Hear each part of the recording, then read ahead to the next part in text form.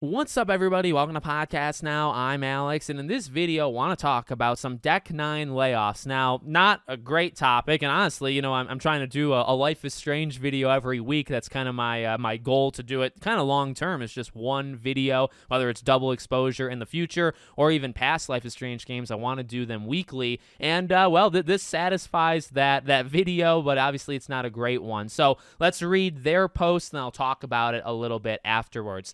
Today, we are sad to share the news that we must say goodbye to some of our talented team members. This was an extremely difficult decision and reflects the challenging times many companies in our industry are currently facing. We are extremely grateful to every individual who has dedicated their hard work, passion, and commitment to making transformative entertainment with us. To those of you leaving the studio due to these changes, thank you for sharing your talent with us. We are proud of what we were able to accomplish together, and we are committed to supporting you in this transition in any way we can. To the community, we ask for your support and understanding during this difficult time. And I do feel bad. I mean, I said that on Twitter. I replied to them. I hope all of them land on their feet. And, one thing that really sucks, and I almost feel like I freaking jinxed myself and maybe even jinxed the industry. I said a few days ago, it's been kind of quiet. Like, there hasn't been a lot of layoffs the last, 3, 4, 5 months. Last year was terrible. 2023, it felt like every freaking day you were having 100 people laid off, or 1,000, depending on which studio you're talking about.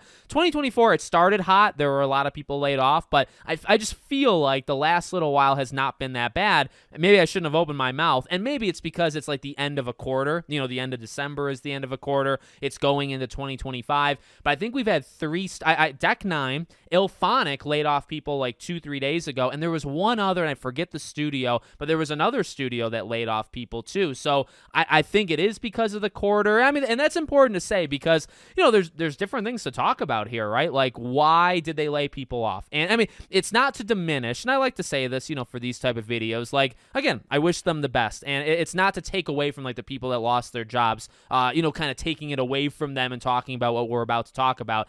Ultimately, a lot of these people that are losing their jobs, they are not the decision makers. That's actually something to always maybe even kind of remind yourself, if a game is absolutely terrible, all around, it's just a well-rounded, awful game, then, almost everybody kind of bears that responsibility, right? But generally, in the industry, there are so many entry level and just people that grind every day, right? They go to their job, they work their 40 to 60 hours a week, and they just work hard. They're talented people, they work hard, and other people make the decisions for them. And maybe they're better decisions than what they would have made. Maybe they're worse, right? And you could argue that for Deck 9 and, what we've talked about with Life is Strange double exposure and stuff, because I've seen that kind of argument out there already for Deck 9. And maybe, honestly, that's kind of what he's getting at towards the end of that post, right? To the community, we ask for your support and understanding. It's honestly a little sad that they even have to ask that, and I actually get it, because I do think there are some people that have taken shots kind of on both sides. There's people that are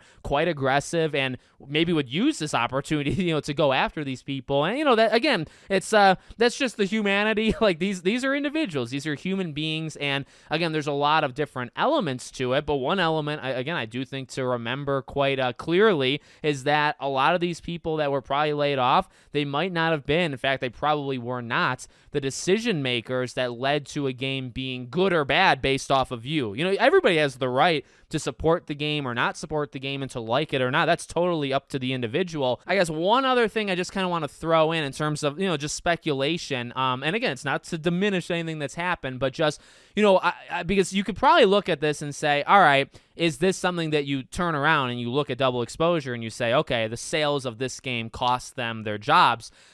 That's possible, and that's definitely, it's something you can talk about just really quickly, but honestly, what I'm about to say, I feel like is slightly different. Leading into this and leading into, remember when IGN did the breakdown of, and they mentioned a little bit Telltale, and obviously they did a lot about Deck 9 and Life is Strange kind of behind the scenes leading into double exposure. Well, we know that Deck 9 was kind of having trouble finding work. And honestly, just saying it directly, I really think it could be that. I think, as simply as it could be, what we know, they've had issues finding contract work. They generally are contract work, just people. And, they work on The Expanse with Telltale. They were working on The Wolf Among Us 2, but Telltale had money issues, which is crazy. I mean, who could believe Telltale has money problems? And because of that Deck 9 wasn't going to get paid. So, they kind of pulled out of Wolf Among Us. The Expanse didn't do well, right? And then Life is Strange. So up until this point, and I've mentioned this before, like, you know, I feel for them. I felt for them this entire time because they are really reliant on Square Enix, and that goes into like more of the deeper complexities with Life is Strange, where people, you know, complain or love or wherever you might stand on your thoughts on the franchise now and what Deck 9 has done. Honestly, well, again, like kind of putting that aside just for a second, it doesn't have to mean it's not valid. It's just putting it aside. They are heavily reliant on Square Enix, and I do think that plays into a lot of their decision making, where you could say, you know, well, why do they allow themselves to be treated the way that they are by Square? I think, honestly, it's as simple as they struggle to find contract work. You know, if you have 100, 150 people and you need companies to trust you with their IPs to make a game for them, and nobody's coming to you and they're rejecting your pitches, what are you supposed to do? And honestly, up until this point, they've had Telltale, which is a very unreliable kind of partner, especially nowadays with the money stuff. And then you have Square Enix with Life is Strange. They struggle to kind of do their own thing, and that's maybe not out of a lack of talent.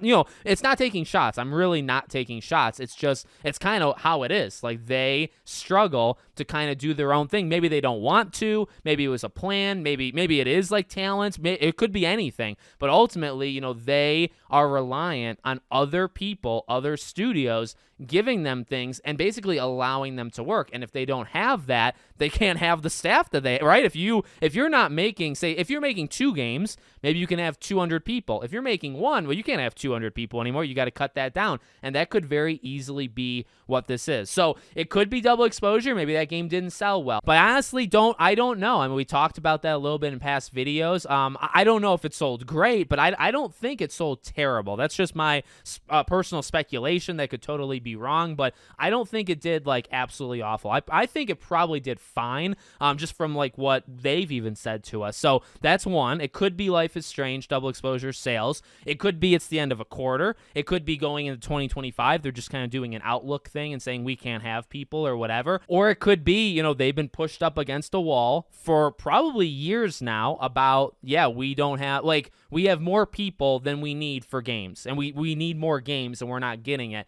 And they've been pushed and they've been pushed and they've been pushed, and eventually that's going to result in layoffs. And they've already done layoffs. Like, this is not the very first time Deck 9 has ever let people go. They've done it in the past. It's just, this is not a great time. Obviously, just coming off of double exposure, it's probably going to make people look at double exposure, right? And again, maybe that is the reason. I'm not saying it's not, but there you go. There's kind of my quick thoughts on it, 8-minute thoughts. You guys let me know what you think in the comments. Make sure, as always, you're subscribed to the channel, bell icon turned on, and I hope to see you all on the next one.